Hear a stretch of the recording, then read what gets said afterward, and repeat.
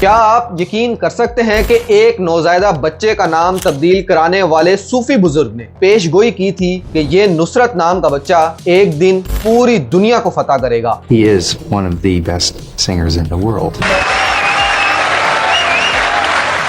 اور کیا آپ جانتے ہیں کہ جس بچے کا اصل نام پرویز تھا، اسے ایک فقیر نے دیکھ کر فوری طور پر کہا یہ نام نحس ہے، اسے فوری طور پر تبدیل کرو. جب میرے والد صاحب نے مجھے پرویز کے نام سے آواز دی تو وہ چونک گئے. انہوں نے کہا کہ یہ نام فوراً بدلیں آپ. اور کیا آپ تصور کر سکتے ہیں کہ والد کی موت کے بعد خواب میں گلے کو چھونے والے ہاتھ نے کیسے ایک خاموش لڑکے کو دنیا کا سب سے مشہور قوال بنا دیا. جب میں گا نہیں رہا تھا تو مجھے ایک خواب آیا تھا، سجنا تیرے بنا.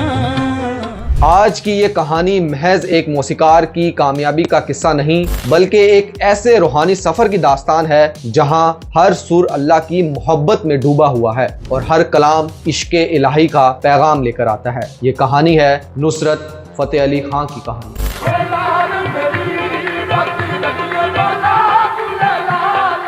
13 اکتوبر 1948 کو فیصل آباد کے ایک محلے میں استاد فتح علی خان کے گھر 5ویں بچے کی پیدائش ہوئی. پہلا بیٹا جس کا نام رکھا گیا پرویز فتح علی خان. 4 بہنوں کے بعد اس بیٹے کی پیدائش نے پورے خاندان میں خوشی کی لہر دوڑا دی تھی. موٹا تازہ ہنستا کھیلتا یہ بچہ سب کا لاڈلا تھا. لیکن یہاں ایک عجیب واقعہ پیش آیا جو اس کی پوری زندگی بدل دینے والا تھا. ایک دن ایک صوفی بزرگ نے اس بچے کو دیکھا اور پوچھا اس کا نام کیا ہے. جب والد نے کہا پرویز تو اس صوفی بزرگ نے فوری طور پر کہا کیا آپ جانتے نہیں کہ پرویز کون تھا؟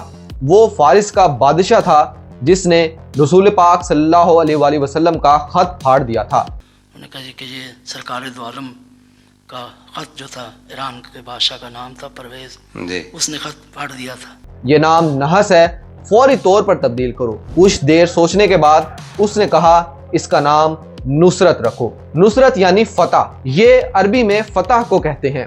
اور کون جانتا تھا کہ یہ نام کی تبدیلی اس بچے کو شہنشاہ قوالی بنا دے گی.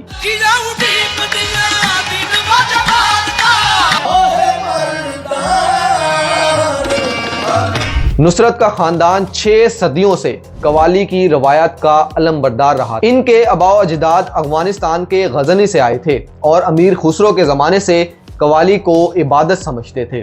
لیکن والد استاد فتح علی خان نے نصرت کو ڈاکٹر بنانا چاہا. وہ نہیں چاہتے تھے کہ میں یہ کام کروں، وہ مجھے چاہتے تھے کہ میں ڈاکٹر بنوں، کیونکہ وہ جانتے تھے کہ موسیقاروں کو معاشرے میں وہ عزت نہیں ملتی. والد نے کوشش کی کہ نصرت کو موسیقی سے دور رکھا جائے لیکن یہ ناممکن تھا کیونکہ موسیقی اس کی رگوں میں بہتی تھی. وہ چھپ چھپ کر والد کی کلاسز کو سنتا. میرے والد صاحب شاگردوں کو بتا رہے ہوتے تھے کہ میں چوری دروازے سے یاد کر لیتا تھا. ہارمونیم بجاتا اور سب سے پہلے طبلے میں مہارت بھی حاصل کر چکا تھا. مارچ 1964 میں جب نصرت صرف 15 سال کا تھا اس کے والد کا انتقال ہو گیا. یہ اس کی زندگی کا سب سے دردناک حصہ تھا. لیکن والد کی موت کے بعد 10 دن بعد جو خواب آیا وہ اس کی تقدیر بدل دینے والا تھا. نصرت خود کہتے ہیں میرے والد نے مجھے خواب میں ایک درگاہ میں لے جا کر کہا گاؤ. میں نے کہا مجھے گانا نہیں آتا، لیکن انہوں نے میرے گلے کو چھوا اور میں گانے لگ گیا. جب میری آنکھ کھلی تو میں واقعی میں گا رہا تھا اور بستر ہل رہا تھا. میں نے کہا جی مجھے تو گانا نہیں آتا. انہوں نے کہا میں آپ کے ساتھ گاتا ہوں، آپ گائیں. تو میں نے گانا شروع کر دیا ان کے ساتھ. وہیں میری آنکھ کھل گئی تو مجھے جب میں نے ہوش میں آیا تو میں گا رہا تھا. حیرت انگیز بات یہ تھی کہ نصرت نے اس خواب میں جو درگاہ دیکھی تھی وہ اجمیر شریف کی تھی جہاں اس نے کبھی قدم نہیں رکھا تھا. اور ٹھیک 40 دن بعد والد کی وفات کے چہلم پر اس نے جب پہلی بار عوامی طور پر قوالی گائی، میری پہلی زندگی کی پرفارمنس میرے والد صاحب کے 40ویں پہ تھی، تو سب نے محسوس کیا کہ یہ کوئی عام آواز نہیں.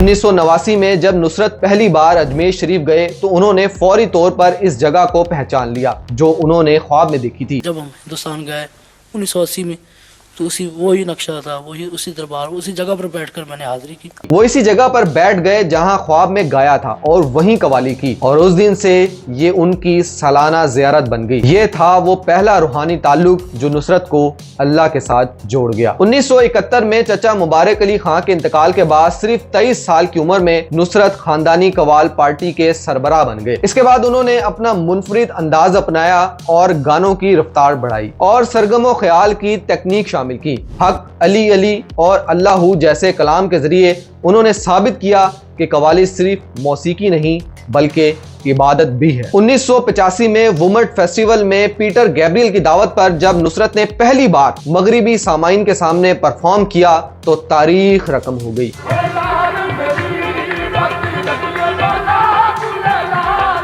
20 جولائی کی آدھی رات کو مرسیا آئی لینڈ پر جب وہ اسٹیج پر گئے تو کچھ منٹ کی خاموشی رہی اور پھر اس کے بعد جو کچھ ہوا وہ سامعین کو مربوط کر دیا۔ اللہ کی 21 منٹ کی پرفارمنس نے مغربی دنیا کو اسلام کی روحانیت سے متعارف کروا دیا۔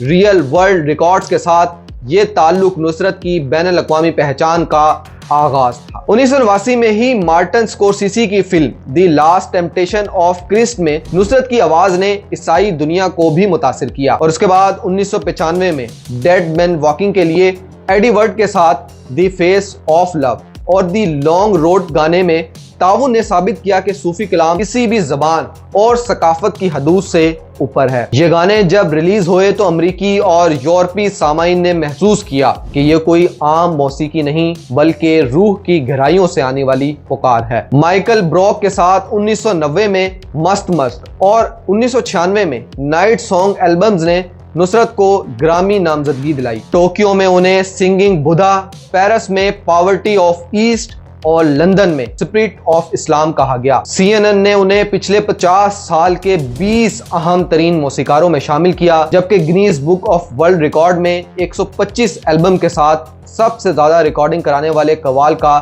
اعزاز حاصل کیا۔ نصرت نے 40 سے زائد ممالک میں پرفارم کیا۔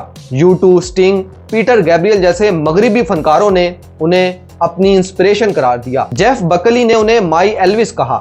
جہاں بھی وہ گاتے لوگ پیسہ پھینکتے اور وجد میں آ جاتے کیونکہ یہ کوئی عام پرفارمنس نہیں بلکہ روح کی موسیقی تھی۔ اور پھر آیا وہ دور جب نصرت کی طبیعت بگڑنے لگی۔ 1997 کے شروع میں نصرت کی صحت خراب ہونے لگی۔ شوگر اور گردے کی بیماریوں نے انہیں کمزور کر دیا۔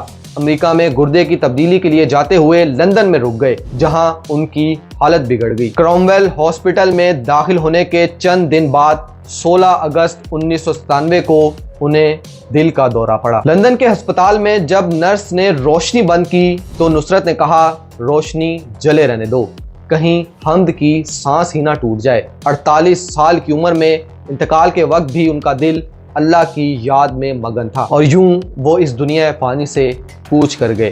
ان کا جنازہ فیصل آباد میں ہزاروں لوگوں کی موجودگی میں ہوا، لیکن آج 27 سال بعد بھی نصرت کی آواز زندہ ہے۔ 2019 میں چین آف لائٹ کے نام سے ان کی گمشدہ ریکارڈنگز ملی۔ ریئل ورلڈ ریکارڈ سے یہ لاسٹ البم ریلیز ہونے کا اعلان اس بات کا ثبوت ہے کہ نصرت کا موسیقی کا خزانہ ابھی بھی دنیا کے پاس باقی ہے۔ تو یہ تھی نصرت فتح علی خان کی جرنی، فیصل آباد کے ایک گھر سے دنیا کے اعلیٰ ترین منصب تک، پرویز سے نصرت تک، والد کی موت سے خواب کی تعبیر تک، خواب کی درگاہ سے حقیقی زیارت تک، مقامی قوال سے عالمی آئیکن بننے تک، اور سب سے زیادہ اہم دنیاوی آواز سے روحانی پیغام بننے تک۔ آج جب ہم ان کی سٹوری سنتے ہیں تو محسوس ہوتا ہے کہ محض کوئنسیڈنس نہیں بلکہ ایک پلان ڈیوائن جرنی تھی۔ ہر سٹیپ، ہر خواب، ہر کولیبریشن، ہر اسپریچول ایکسپیرینس نے انہیں ڈیسٹینیشن تک پہنچایا جہاں وہ ٹرولی انمورٹل ہو گئے۔ نصرت کا میسج کلیئر ہے، جب آپ کی آواز اللہ کی محبت میں ڈوب جائے تو وہ زمان و مکان کی حدود سے اوپر اٹھ جاتی ہے۔ انہوں نے ثابت کیا کہ قوالی صرف موسیقی نہیں بلکہ روح کی عبادت ہے، اور جب یہ عبادت خالص ہو جائے تو پھر ہر دل میں جگہ بنا لیتی ہے۔ آج نصرت فتح علی خان کی انسپائریشن جرنی ہمیں یہ سکھاتی ہے کہ سچا فن وہ ہے جو ڈیوائن سے کنیکشن رکھے، اور جب کوئی آرٹسٹ اپنے فن کو عبادت بنا لے تو وہ صدیوں تک زندہ رہتی ہے۔ یہ ہے نصرت کا ٹرانسفارمیشن فرام پرویز ٹو نصرت، خواب کی تعبیر سے حقیقت تک، مقامی سے عالمی تک، آواز سے پیغام تک، اور سب سے زیادہ اہم انسان سے لیجنڈ تک۔